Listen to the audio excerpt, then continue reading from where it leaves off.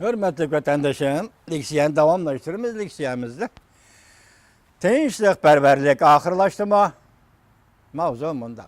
Tinchlikperverlik ahırlaştı mı? Yaponiya puhraları her bir kuşni kucaklaşqa başladı. Yoki her bir kuchqa e'tiqod qilishga başladı. Mavzuli xabar 8 ayının 30 günü New York Vaqt gazetining Xitoy til nashrida e'lon qilindi. Yaponiyada xabar bundoq başlandı. Yaponiya mudofaa mashqi maydonida Yaponiya askarlari jip mashinadan tushdi, sakrab tushdi. Ve tankka qarshi atadigan qurolni mashinadan elib tushdi. Şu an yerga yotdi da bir necha minutdan keyin ular nishonga o't ochdi. 800 metr neridagi qaranchiqni urib tushirdi. Bu qatam Yaponiya armiyasining Fotoshanda o'tkazgan harbiy manevrini 2600 nafar Yaponiyalik puhra tomosha qildi. Tomoshabinlar sig'dilib turishdi. Yerga selingan dasxonlarda bir tarafdan dala tamog'i yeysa, yana bir tarafdan chavoq chelib, harbiy manevr olqishlab maqtab ketishdi.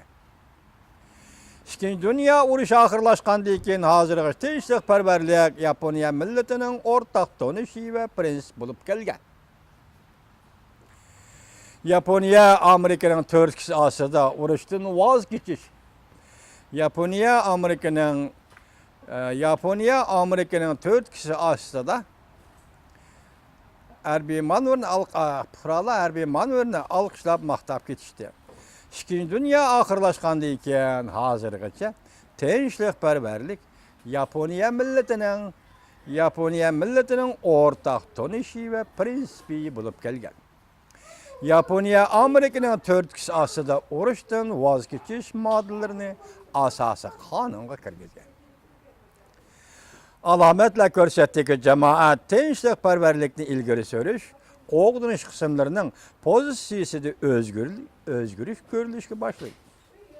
Bir qism sabablardan aytsak, vazir Shinzo Abening haydakchiligida shundoq bo'ldi. Vazir Shinzo Abe tinchlikparvar armiya deydigan cheklimani elib tashlash uchun asta puxta qadamlar bilan tirishchanlik ko'rsatdi. Bu harakat musha haftada yordamga erishishi mumkin. Haftaning 2 kuni Chavshan raketa qo'yib berdi. Raketa Yaponiya osmondan uchib o'tdi. Vazir Shinzo Abe misli ko'rilmagan jiddiy va og'ir tahdid deb ta'rifladi bu qatimqi Chavshanning sinaq qilgan raketasini. 74 yoshli Eijiro Miyazo tinchlik abadiy davomlashadi deb o'ylagan edi. Yaponiyalik bir puhra tinchlik abadiy davomlashadi deb o'ylagan edi. Yaponiyaning maydoni yumshab, yegona lalmi ishqa aylanib qolgan edi. Tinchlik abadiy davomlashadi deb o'ylagan edi, takrorlayman vatandoshim. Yaponiyaning maydoni yumshab, yegona lalmi ishqa aylanib qolgan edi. Endi bizning eng qudratli armiyamiz bo'lishi kerak. Bu Yaponiyalik bir puhraning da'vatgan so'zi jumi. Nima deydi? 74 yoshli Eijiro Miyazo tinchlik abadiy davomlashadi deb o'ylagan edi. Yaponiyaning maydoni yumshab, yegona lalmi ishqa aylanib qolgan edi. Endi bizning eng qudratli armiyamiz bo'lishi kerak. Anladınız hürmetli vatandaşım. Bugün endi sal jiddiyleşib qoldik, aldirab qoldik. Shundaq bo'lsin, men ikki qiz gap qilayli. Urush to'g'risi to'xtalgan vaqtda bir vatandoshim shundaq debdiki, urush to'g'risida bir inkos qoldiribdi. Men bu vatandoshimga shundaq deymanki, hurmatli vatandoshim, urush oddiy ish emas. Hadisalar urush qilaman degili bo'lmaydi. Davlatlar aro hadisalar urush qilaman degili bo'lmaydi. Masalan, alayli boshqa davlatlarni qo'yib turayli, Amerika Qo'shma Shtatlari bilan hozirgi Chavshanning o'rtasidagi ish. haqiqatan intayin xatarlik bir bosqichda deb faraz qilaylik. Chunki hozir Chavshan deganda har oyda bir qatimda, ikki qatimda raketa qo'yib berib, bu qatim qo'yib bergan raketasi 26-kuni 3 qatim qo'yib berib, 29-kuni bir qatim qo'yib berdi. Bu dunyoga, Amerika Qo'shma Shtatlari, Amerika xalqiga, Amerikaning davlat bexatarligi tahdid elib keldi. Mesela alaylı Amerika Qo'shma Shtatlari hukumati ichida biz boshdan oxir ko'rib kelyapmiz leksiyada davlat ishlar kotibi Rex Tillerson tinchlik, suhbat orqali hal qilish, embargo orqali hal qilishni ta'kidlab keldi. Masalan, James Mattis'ni yuqorida ko'rib o'tdik.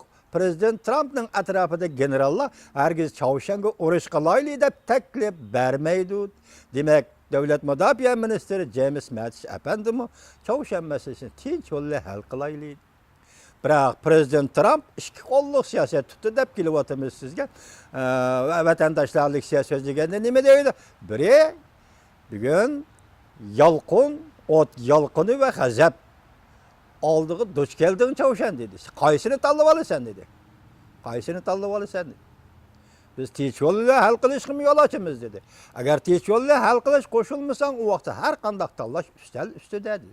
Bugungi so'zlagan leksiyalarimizda tahlilchilar nima debdi? Hozir bu yerda Prezident Trump aytayotgan har qanday tanlash ustal ustida degan so'zning ma'nosi Jungoga bosim ishlatish. Urush intayin og'ir hodisa, insoniyat tarixidagi intayin og'ir hodisa, hurmatli vatandoshim. Hadisalar urush qilg'ili bo'lmaydi.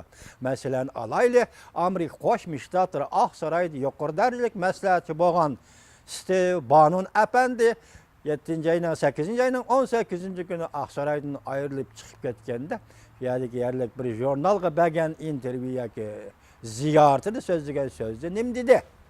Ben dedim ya urushni qo'llamayman dedi. Chavshanga urush qilmaymiz. Biz faqat Jungoga shiddatli iqtisod urushi boshlaymiz dedi. Ya'ni nima dedi? 30 minut ichida agar Chavshanga urush qo'zg'aydigan bo'lsang, 30 minut ichida 10 million odam halok bo'ladi. Dahshatli xabar.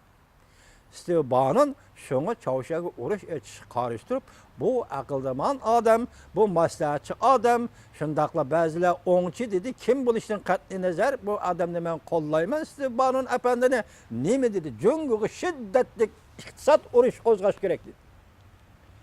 Oqsaroydan chiqib ketdi. Jungoga shiddatli iqtisod urushi qo'zg'ash degan so'zning ma'nosi bu yerdagi tahdid sana kelayotgan ey Amerika, bu yerdagi tahdid sana kelayotgan ey dunyo, bu Chavshanning tahdidi emas. Oddiy o'ylama bu ishni. Buning kendi Jungo bor. Jungo hozir Amerikada parakanda qilyapti Chavshan orqali. Jungo hozir butun dunyoda parakanda qilyapti Chavshan orqali. Hatto Rossiyani parakanda qilyapti Chavshan orqali. Bu yerda faqat bir davlat seni Chavshan orqali parakanda qilayotganda jazolaydiganing Chavshan emas. Chavshan emas, seni jazolaydiganing uning kendiki iqtisod davlati Jungolar. İqtisodini jazolaysan. Shiddat bilan jazolaysan. Hozir endi Steve Bannonning so'zini qabul qilgan bo'lsin, maslahatni qabul qilgan bo'lmasin, Prezident Trump hozir mushu kundan boshlab qanday qildi? Amerika savdo vakili Lighthizer 301-modda bo'yicha Jungoni tekshirishga boshladi. Shuningdek yana nima dedi? Tekshirishga Prezident Trump huquq berdi, boshladi degan gap. Hozir biz aqliy mulk huquqini qanday o'g'irlaganligini boshda ko'rib o'tdik. Amerika shirkatlarini sen patent huquqini o'tirib bersan, ma'bur texnika, bu texnikaning patent huquqini menga bersan degan yerga yetdi yoki Amerikaning texnikasi menga bersan degan yerga. Buning ma'nosi nima vatandoshim? Bunun ma'nosi sening texnikangni olaman, men o'zimni o'rni texnikani ishiltaman deganligi.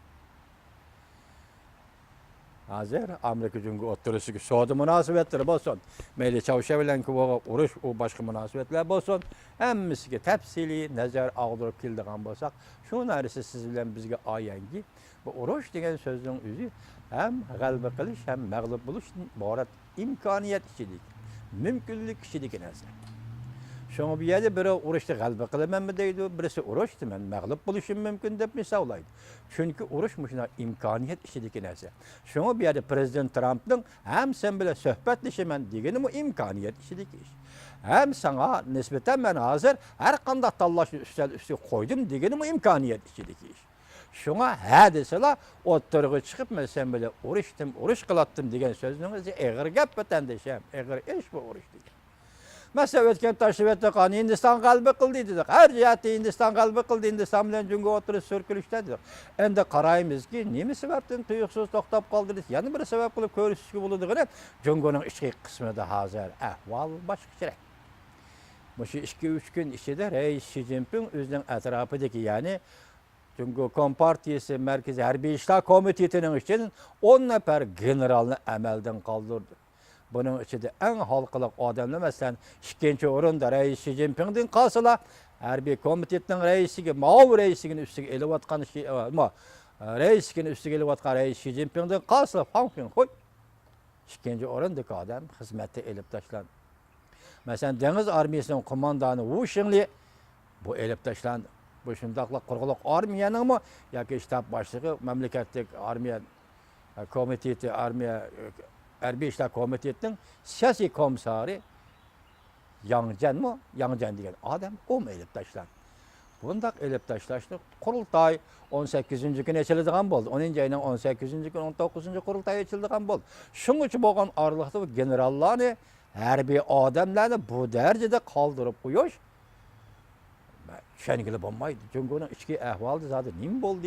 Yani muşula ile birleştirip karaganda şunu Hindistan bilen kabulduğa oruçtan vazgeçti mi? Şunu toktap kaldı mı tuyuksuzdu 20 yılda. Yani Çavuşan kartlığa Amerika'nın uruş kılış ya kılmaş otururuz ki mesele o emez. Kayısı yolu ile bolsa Çavuşan meselesi hal kılış hazır nöbetki ciddi mesele. Diken Cungu ötkendeki leksiyimiz sözlegendek Hodda Prezident Trump tasvirlegendek mesxir kılıvat. Amerika Qo'shma Shtatlarini mesxir kılıvat. Yukarıda ettik Çavuşan arkalık mesxir kılıvat. Kişilik hukuklu depsendi kılış arkalık mesxir kılıvat.